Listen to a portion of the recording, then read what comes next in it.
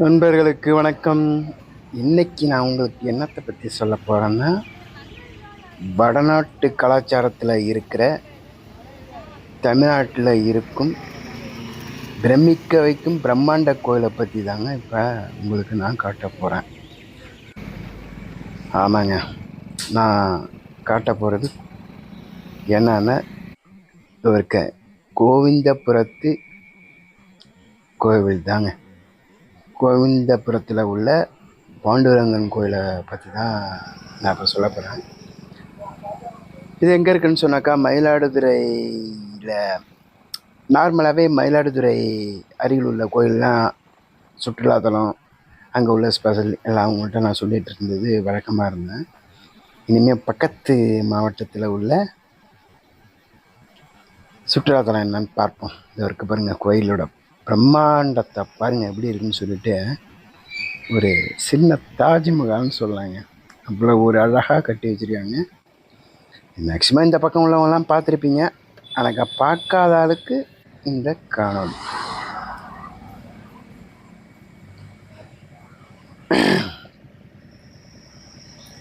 இது எப்படின்னாங்க, ஒரு கிலோமீட்டருக்கு முன்னாடி மயிலாடுதுறையிலேருந்து இந்த கோயிலுக்கு போகும்போது 1 கிலோமீட்டருக்கு முன்னாடியே இந்த கோயிலோட கோபுரம் ரொம்ப அழகாக தெரிய ஆரம்பிச்சிருங்க. அந்த அளவுக்கு ஒரு இருக்குது. இது கோயில் உள்ள எப்படின்னா, நான் நட சாத்துற டயத்துக்கு போயிட்டேன். போனால் அந்த வீடியோவை உங்களுக்கும் காமிக்கணும் எடுத்துன்னு பார்த்தாக்கா, நட சாத்துற டயத்தில் போனதுனால இந்த சாத்திட்டாங்க. இதை பாருங்கள், நான் உள்ள அந்த போர்ட்டிகோ அந்த வெளி மண்டபத்துலேருந்து நான் வீடியோ எடுத்து வெளியே ஆடிச்சு. அடடா, மேலே பாருங்கள், அந்த தோரண வாயில் ஆர்ச்சி இவ்வளோ ஒரு அழகாக கட்டிருக்காங்க. இப்படி ஒரு ஸ்பெஷல் இது எங்கே இருக்குதுன்னு சொன்னாக்கா, மயிலாடுதுறையிலேருந்து கும்பகோணம் போகிற வழியில் ஆடுதுறைக்கு அந்தாண்ட இருக்குங்க அந்த கோவிந்தபுரம்.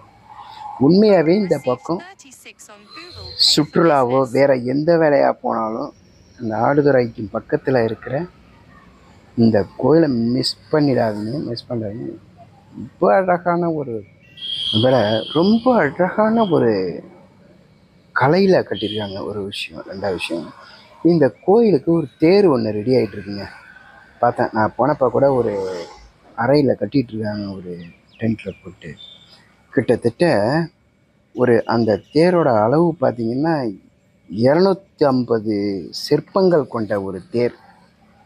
63 அடி உயரத்தில் 6 அடி விட்டம் சக்கரத்தில் இந்த தேர் ரெடி ஆகிட்டு இருக்குங்க.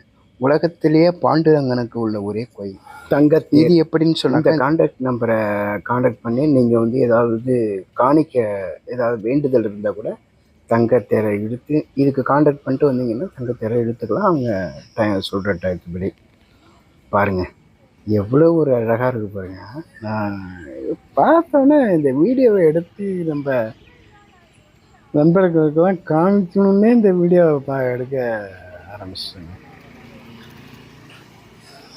அப்படி ஒரு பிரம்மாண்டமான ஒரு கோயில். அங்கே சுவாமி விவேகானந்தாவோட கூட ஒரு சிலையை வச்சு ஓரத்தில் இது பண்ணிட்டுருக்காங்க. இது இதுங்க, அது எப்படின்னா பாடசாலை மங்கள அந்த வேதங்கள்லாம் இதாக இருக்காங்க, பசங்கள்லாம் உள்ளே இருக்காங்க. உங்களுக்கு தெரியுதுங்களா? அது பசங்க இருக்கிறது இந்த வீடியோவில் என்னன்னு தெரியலைங்க. அந்த பசங்க இருக்கிறது மட்டும் தென்படலை, வீடியோவில் கிடைக்கல. அது அந்த அளவுக்கு. இந்த பக்கம் பார்த்தீங்கன்னா ஆசிரமம் மாரி, எப்படின்னா ஒரு மலைப்பகுதியில் கூட இப்படி ஒரு ஆசிரமமாக உருவாக்க முடியுமாங்கிறதுக்கு அப்படி ஒரு அம்சமாக அந்த ஆசிரமம் ஒரு பூங்கா உள்ள நுழைஞ்சு போய் அந்த ஆசிரமத்தில் ஒவ்வொரு விஷயம் பார்த்து செஞ்சுருக்காங்க.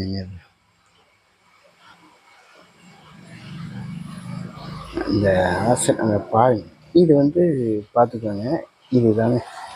இதுதான் இந்த கோயிலில் நீங்கள் முக்கியமாக பார்க்க வேண்டிய இடம். அந்த புல்லாங்கோயிலை வச்சு கிருஷ்ணன் இருக்கிற மாரி அந்த இடத்த பார்த்தீங்க. இப்போ நம்ம அடுத்தது அங்கே தாங்க போகிறோம். நேராக போயிட்டு நான் அந்த பக்கம் போய்க்கிறேன் வாங்க. நீங்கள் உள்ளே போயிட்டு நீங்கள் பார்த்தீங்கன்னா அசந்துருவீங்க. எப்படி இருக்கு? என்ன வெறும் கொட்டாவாக இருக்குது, இதில் என்ன ஸ்பெஷல்லாம் பார்க்குறீங்களா? வேற ஒன்றும் வெறும் பசு. இந்த கோயில் என்ன ஸ்பெஷல்னா, பாண்டுரங்கன் அந்த கிருஷ்ண சம்மந்தப்பட்ட ஜென்ரலாகவே ஒரு இந்துக்கள் வந்து ஒரு பசுக்கு ஏன் இவ்வளோ முக்கியத்துவம் கொடுக்குறாங்கங்கிற விஷயத்து இந்த கோயிலுக்கு வந்தால் தெரிஞ்சுங்க. யாராக இருந்தாலும் இந்துக்களுக்கு ஏன் இவ்வளோ முக்கியத்துவம் கொடுக்குறாங்கங்கிறது நல்லாவே நம்ம தெரிஞ்சுக்கலாம். 10 வகையான நாட்டு பசு இங்கே பாதுகாத்துக்கிட்டு இருக்காங்க. எங்கே என்ன உலகமே அழிஞ்சாலும் இந்த பசுவை காப்பாற்றிடணும், இந்த இனத்தை காப்பாற்றிடணுங்கிறதுல ரொம்ப தீவிரமாக அந்த 10 விதமான பசு, அந்த நாட்டு ரகம்பாங்கள்ல, எந்த வித கலப்பும் இல்லாமல் நாட்டு பசு. அந்த பசுவில் என்னென்ன ரகம் இருக்குது பாருங்கள், வடநாட்டிலேருந்து தமிழ்நாடு வரையவே. பசுவோட நாட்டு பசுவோட ரகத்தை சொல்கிறேன் காலை வைங்க. கீர் ஒன்று, ஷாகிவால், ராதி, காங்கேயம், காங்கிரீஸ், ரெட் சிந்தி, சார்பார்கர், ஹரியானா, ஓங்கோல், ஓம்லாச்சேர், இப்படி ஒரு 10 ரகமான ஒரு பசுக்கள், நாட்டு பசுவை வந்து இங்கே பாதுகாத்துட்டு வந்துட்டு இருக்காங்க. உண்மையாகவே யாரும் வாழ்நாளில் இதை எப்படியாவது பார்த்துணுங்கிற மாரி ஒரு காணொளி போட்டதே அதுக்காக தான். அந்த பக்கம் போயிட்டா இந்த கோயிலை பார்க்காம வந்துடாதீங்க. அந்த பசுலாம் அந்த நான் சொன்ன ரகம், இந்த 10 ரகத்தையும் நான் இப்போ காமிக்கிறேன் வாங்க. எல்லாமே தமிழகத்தில் நீங்கள் இப்படி ஒரு பசு பார்த்துருக்க மாட்டீங்க. தமிழகத்து பசுவும் ஏன் அந்த காங்கேயம் பசுவும் இங்கே பாதுகாத்துக்கிட்டு தான் வராங்க. அதையும் தான், அந்த இனத்தையும் விடலை அவங்க. நாட்டு பசுல அதையும் அந்த இது கொடுக்கல அவங்க, அந்த அளவுக்கு பாதுகாத்துக்கிறாங்க. இந்த இடத்தோட பேரை வந்து கோகுலம் கோஷாலா இன்னும் பேர் வச்சுருக்காங்க. கோகுலம் அந்த இடத்தோட பேரை அப்படி வச்சு இந்த பாருங்கள், அந்த எவ்வளோ சுத்தமாக இருக்குது பாருங்கள். இந்த சாணம்லாம் போடுறது தான். அங்கே ஒரு 10 ஆள், இந்த ஒரு கொட்டாய்க்கும் ஒரு 10 ஆள் நிற்கிதுங்க. ஒரு சாணம் போட்ட 2 நிமிஷத்துலேயோ ஒரு 5 நிமிஷத்துக்குள்ளேயே அதை வந்து அள்ளிடுறாங்க. இந்த இருக்கு பாருங்க, ஒரு மாட்டு கொட்டா மாதிரியா தெரியுது பாருங்க. ஒரு சாணம், ஒரு அதோட சொல்லுவாங்களா கோமியம். இதை பாருங்கள், மாடுலாம் ரகம் முகம் அதெல்லாம் எப்படி இருக்கு பாருங்க. இந்தமாரி ரகம் மாட்டை நீங்கள் பார்த்துருக்கவே முடியாது தமிழ்நாட்டில். அப்படி ஒரு மாடு பார்த்துக்கோங்க. இந்த பக்கம் பாருங்கள். இதெல்லாம் எப்படின்னா, ஒரு 10 வருஷத்துக்கு முன்னாடி நான் இப்போ காமிச்ச கொட்டா மட்டும்தாங்க இருந்தது. இதில் இன்னொரு விஷயம் என்னன்னு வச்சு, எந்த ஒரு மாட்டுக்கும் பால் கறவை கிடையாது. அந்த மாடு போட்ட கன்று ஊட்டிய அப்படியே விட்டு அப்படியே காட்டுக்குள்ளே வாழ்கிற மாரி ஒரு ஃபீல். அந்த மாடு பிறக்குதா, கன்று போட்ட உடனே அது இஷ்டத்துக்கே கன்று ஓரமாகவே கிடக்கும். இழுத்து கட்டுறதெல்லாம் கிடையாது. அதே இஷ்டத்துக்கு ஊட்டும், இஷ்டத்துக்கு விளாடும். அந்தமாரி அந்த காதெல்லாம் பாருங்கள், இந்த மாட்டுக்கு காதெல்லாம் வித்தியாசமாக ஒரு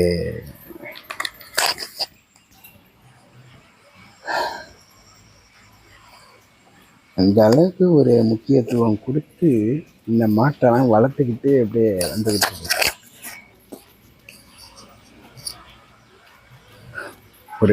இப்போ ஒரு மாடு பாருங்கள், இப்படி கொம்பு, அது தலையை வெயிட்டை விட கொம்பு வெயிட்டு கொஞ்சம் அதிகமாகவே இருக்கும் போல். அந்தமாரி பொசிஷனுக்கு தான் இருக்குது. இப்போ அந்த தலை வெயிட்டை விட கொம்பு பெருசாக இருந்துருக்கு. அந்த மாட்டுக்கிட்ட போகும்போது கொஞ்சம் பயமாக தாங்க இருக்குது. அந்த அளவுக்கு நான் கூட இப்படி தலையை சாய்ச்சா கூட நம்ம மேலே சொருகிடும் கொம்பு, அந்த அளவுக்கு இருக்குது. மாடெல்லாம் வந்து தொட்டால் கூட ஒரு மிரட்ட மாட்டேங்குது. ஒரு அது திரும்பி வந்து நம்மள்கிட்ட வந்து அந்த குடையிறா மாரி வருது. ஃபேனை பாருங்கள். இது எப்படின்னு சொன்னாக்கா, அந்த கொசு என்ன தான் சுத்தமாக வச்சுருந்தாலும் கொசு வருவாங்க. அந்த அளவுக்கு இந்த சுத்திரும் ஃபேனை பாருங்க. இந்த கொட்டா சுற்றி ஃபேன். இந்த கொசு உள்ளே வந்துடக்கூடாது, கொசு கடிச்சக்கூடாதுங்கிறது. மேலே தான் என்ன தான் பில்டிங்காக இருந்தாலுங்க, இந்த பசுவை பொறுத்தவரையே ஹீட் இறங்கிடக்கூடாதுங்கிறதுக்காக கீத்தாலேயே மேலே அந்த ரூஃப்னு சொல்லாமல் மேலே போட்டு கலர் கீத்தால டிசைன் பண்ணியிருந்தாங்க. இது பாருங்கள், இது எப்படின்னு சொன்னாக்கா சாணம். அந்த ஆளுவெல்லாம் அந்த இருக்க பாருங்க, அந்த ஆளுவை என்ன செய்யுதுன்னு சொன்னாக்கா ஒரு 5 நிமிஷத்துக்கு ஒரு நடை சாணம் ஒரு ரவுண்டு வராங்க. இந்த மாதிரி சாணம் போட்டுருக்குன்னு சொல்லிட்டு அப்படியே அழுகிட்டு அங்கே ஒரு இதாக இருக்குது பாருங்க, ஒரு வண்டி. அது நான் கிட்டக்க போய் காமிக்கிறேன். அந்த வண்டியில் அப்படியே அள்ளிட்டு வந்து இது வழியாக தள்ளிட்டு வந்து அங்கே போய் சாணத்தை ஊட்டிடுறாங்க. பாருங்க, ஒரு எப்படி இருக்குது பாருங்க, ஒரு திருமண மண்டபம் ஒரு ஃபீல் கொடுக்குது பாருங்க. ஒரு மாடு கட்டி கிடக்கிற இடம், ஒரு பிரம்மாண்டமான திருமண மண்டபம் இருக்கிற மாரி ஒரு ஃபீல் பார்க்கும். எல்லா ரகமான மாட்டையும் பார்த்துட்டு, இந்த மாடு எப்படின்னா மூக்கெலாம் ஒரு கூம்பாக இருக்குது. இதெல்லாம் வடநாட்டிலேருந்து கொண்டு வந்திருப்பாங்க போல். மூக்கெலாம் டிஃப்ரெண்ட்டாக ஒரு கூம்பாக இருக்குது. அந்தமாரி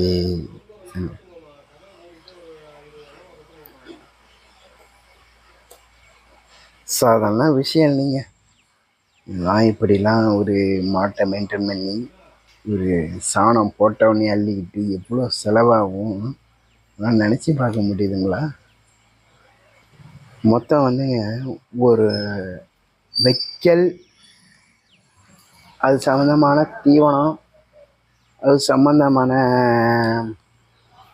அந்த புற்கள், இதெல்லாம் வந்து இந்த கோயிலுக்கு இந்த பசுவை பராமரிக்கிற செலவு ஒரு நாளைக்கு 1,00,000 ரூபா அப்படின்னு சொல்லிட்டு எக்ஸ்பிளைன்டாக என்னென்ன செலவாகுதுன்னு சொல்லிட்டு, இன்னென்ன விஷயத்துக்கு தீவனத்துக்கு இவ்வளோ செலவாகுது, வைக்கலுக்கு இவ்வளோ செலவாகுது, ஆட்களுக்கு வேலை செய்கிற ஆட்களுக்கு இவ்வளோ செலவாகுதுன்னு விலைக்கு போர்டும் போட்டிருக்காங்க.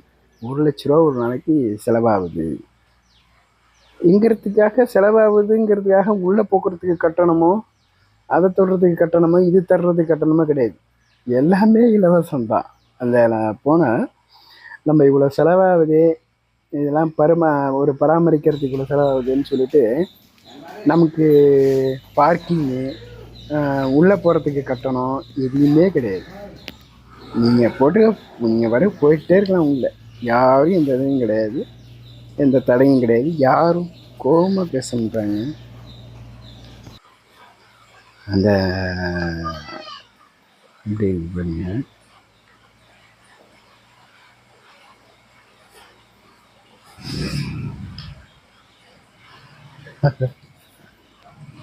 இந்த கிருஷ்ணர் சிலை மாரி அடித்து ஸ்டார்டிங்கில் அந்த கோகுலம் அந்த பேரே ஒரு அழகாக வச்சு இதாக போட்டிருக்காங்க பாருங்க. பொருளை ஒரு நாளைக்கு இவ்வளோ செலவாகுது, என்னென்னத்துக்கு செலவாகுதுங்கிற டீட்டெயிலாக போட்டு, இந்த பசுக்களை, இவங்களோட கான்செப்ட் அந்த பசுக்களை பாதுகாக்கணும், நாட்டு பசுக்களை பாதுகாக்கணும்னு சொல்லிட்டு அங்கே அது ஒரு மெயின் கான்செப்ட். ரெண்டாவது, அங்கே பொதுவாகவே ஒரு இந்து மதத்தில் இந்த பசுக்களுக்கு முக்கியத்துவம் கொடுப்பாங்க. பசுவதை இதெல்லாம் இருக்கக்கூடாதுன்னு சொல்லிட்டு இதாக இருக்க பாருங்க. இதாங்க திரும்பி ஒரு நட காமிக்கிறேன். நான் அந்த ஆசிரமத்தை வீடியோ எடுக்கும் போதேங்க ஒரு ஆச்சரியமான ஒரு விஷயம் பார்த்தேன். உள்ளே ஒரு 4 பேர் நிற்கிறாங்களே, உட்காந்துக்காங்களேன்னு சொல்லிட்டு சொரக்குன்னு தூக்கி அறிப்பட்டுருங்க. பார்த்தா இருக்கு பாருங்க. அந்த அளவுக்கு நேச்சுரல். அந்த சிலையை நேரில் பார்த்தீங்கன்னா உண்மையாகவே யாரோ உட்காந்துருக்க மாதிரியே தோணும். கிட்டக்க வரதான் தெரியுது அது ஒரு சிற்பம்னு சொல்லிட்டு.